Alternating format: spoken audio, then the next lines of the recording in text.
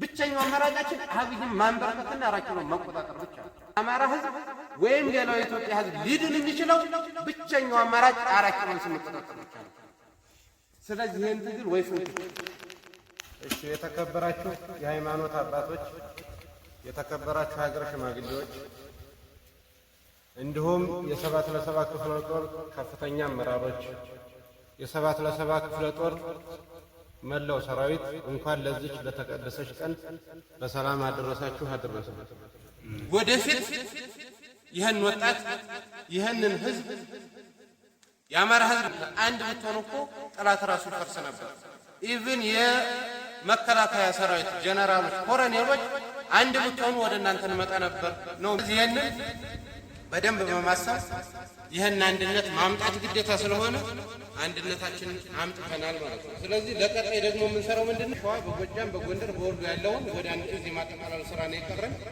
ከዛ ውጭ ግን እውነት ለመናገር ካበደ ባትሉኝም የአማራ ፋኖ ምንም እንኳን ተከፋፍሎ ቢታገልም የአብይ አህመድን ሰራዊት ግን በአማራ ተራራ ላይ አብዛኞቹን አንኳር የሚባሉትን ግን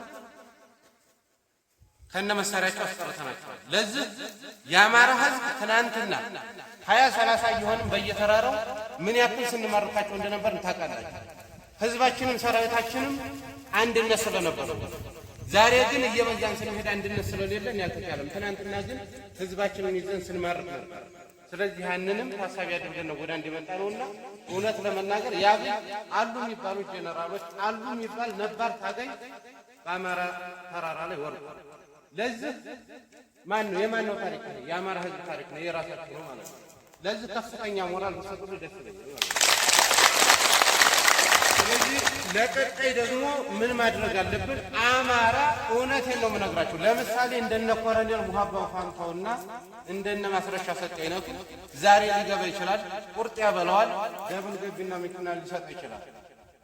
ነገ ግን እያንዳንዳችን አንድ ሆነ መታገል ካልቻል ያጠፉናል። ነገ ጠዋት እነ ማስረሻ ሰጠይ ዝም ብላችሁ ጠብቁ። አሁን የሆነ ነገር ቢያደርጓቸው የአማራን ትግል ወክለናል ብለው ሲሞሻለቁ ኖረው አንድ እንዳንሆን ሲያደርጉ አሁን ግን ለይቶላቸው ወደ መንግስት ገብተዋል ማለት ነው።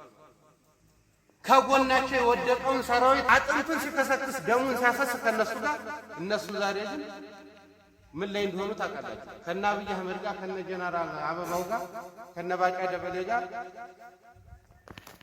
እየተንቦራጨቁ ይገኛሉ። ውስኪ ነው እየተራጨራቸው። የጊዜ ጉዳይ ሊሆን ይችላል እንጂ የአማራ ህዝብ ትግል ደግሞ እያንዳንዱ እንደሚጠየቅ እንዳገራችሁ። ትናንትና መሪ ነኝ የአማራ ህዝብ ታጋይ ነኝ ብሎ ሲያንጎጫርቅ እየቀበለ ኖሮ የድሃ ልጅ ሲያስጨርስ ኖሮ ነገ ይኖራል አይኖርም እሱ ሌላ ጉዳይ ነው፣ ታውቁታላችሁ። አይ ግን ምንድነው ማድረግ ያለብን? በቃ አንድ ሆነን መታገል ብቸኛው አማራጭ ነው። አንድ ሆነን በየደረጃው ይሄ የአማራ ህዝብ ወጣት የወጣው የግለሰብ ታጋይ አይደለም፣ የከሌ የሚባል አይደለም። የወጣው ለአማራ ህዝብ ትግል ነው። አማራ በታሪኩ ለመጀመሪያ ጊዜ ብሔርተኛ ሆኖ ታግሏል ማለት ነው። የአማራ ብሔርተኝነት ትግል ደግሞ ለሌሎች ለኦሮሞውም፣ ለትግሬውም፣ ለደቡቡም፣ ለአፋሩም መዳኛ መስመር ይሄ ማንም ሰው ማወቅ አለበት ማለት ነው። ምናልባት አሁን ባለው ሁኔታ የኦሮሞ ህዝብ ስጋት ሊኖረው ይችላል። ፋኖ ነገ ከገባ የኦሮሞን ህዝብ ሊያጠፋ ይችላል የሚል እሳቤ ሊኖራቸው ይችላል።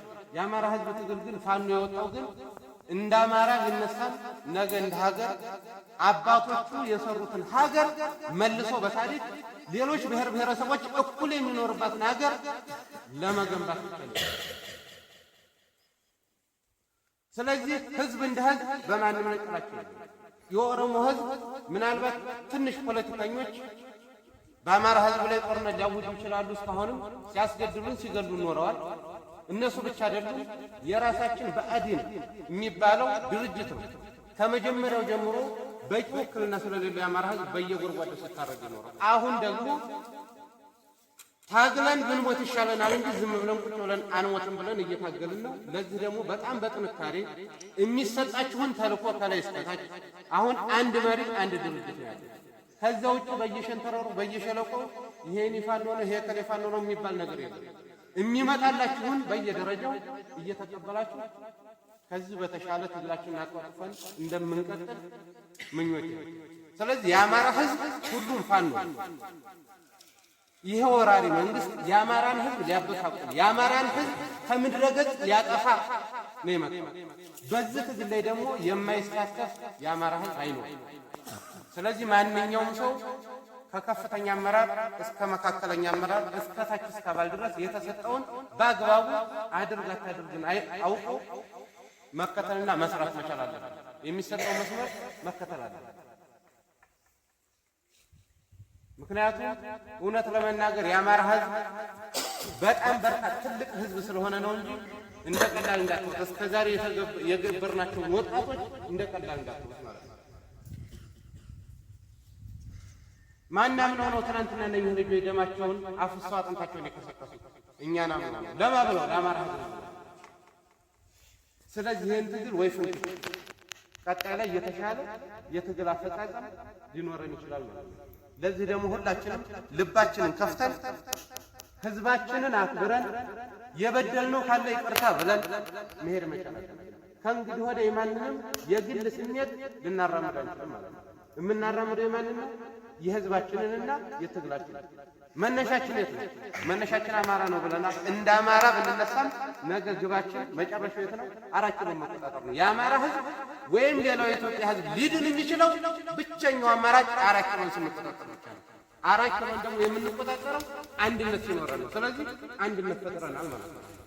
አማራ ለማዳን ስንል ሰይጣንም ቢሆን ከማንም ጋር ማሸነፍ ነው የምንፈልገው፣ ከማንም ጋር እንሰራለን። ብቸኛው አማራጫችን አብይን ማንበርከትና 4 ኪሎን መቆጣጠር ብቻ ነው። ያ ደግሞ ማንንም ብሔር ለመጉዳት አለ። ማንንም ምናልባት የማንንም መብት ልንገፋ አለ። ስለዚህ ይህን ነው ኢትዮጵያ ላይ ያሉ ብሔር ብሔረሰቦች ከፋኖ ጎን ሆነው ትግላችንን በአጭር ጊዜ እኩል የምንኖርባትን ሀገር ለመገንባት እኩል መታገል መቻል አለብን። ከዛ ውጭ ግን እውነት ለመናገር ዛሬ ስንናፍቃቸው የነበሩ ሃይማኖት አባቶች፣ ሀገር ሽማግሌዎች፣ ወንድሞቻችን እዚህ በመገኘታቸው እውነት ለመናገር በጣም ትልቅ ደስታ አለ ማለት ነው። ስለዚህ በዚህ ልክ አባቶቻችን ወደፊት የሚመክሩንን ህዝባችንን ደግሞ ይቅርታ የምንለው ካለ ይቅርታ እያልን ህዝባችን በማንኛውም ከጎናችን ነው። እኛ ግን ሜዳውም ፈረሱን ፊት ለፊት ነው። እንግዲህ አንድነቱን መጥቷል። ስለዚህ ጠንክረን መታገል አለብን የሚል ሀሳብ ነው ያለን። በተረፈ እንወዳችኋለን፣ እናከብራችኋለን። ስላገኘኋችሁ በጣም ደስ ብሎኛል። አመሰግናለሁ።